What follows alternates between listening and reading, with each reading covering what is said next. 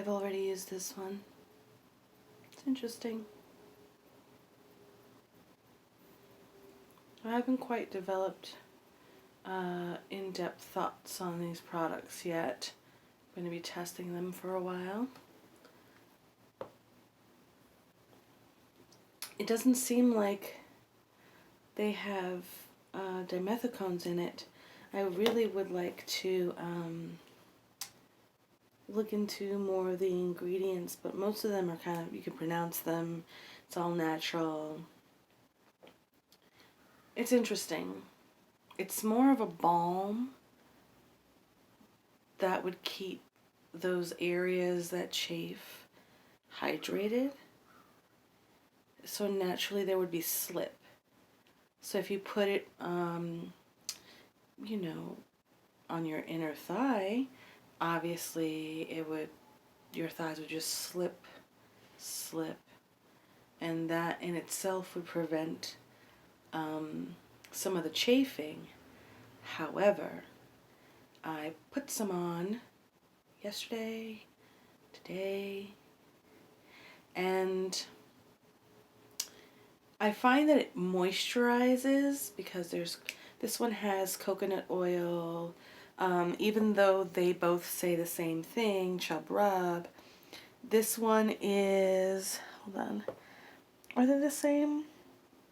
I remember one having like coconut oil and the other one having like some kind of wax. Anyway, it took a little while to absorb into my skin, and there was a little bit of tack, not too much, but some, you know, what would naturally come with an kind of like an ointment. And I don't know how effective, once it dries down, it will be against Chub Rub, but that's still to be determined. I just got this package not long ago. I haven't had many reasons to go outside yet to test it. But I do wear a house coat or a bata in the house, right? And I'm out all over the place in this house, sweating, busting sweats, and the Chub Rub is still very real, even though I'm not out in the world. So I will have ample excuse and time to test this out before I can give you guys a definitive on whether or not this is actually any good. Now, the coconut oil kind of scares me un poquito because it's like, I personally don't have the greatest time with coconut oil on my skin. I'm acne prone, like super acne prone. Most of my acne is hormonal, but in general I've always been, since very young, incredibly acne prone. So I'm hoping I will also kind of like update you on that, whether or not it's good for sensitive skin in that regard. Yeah, everything's greasy right now.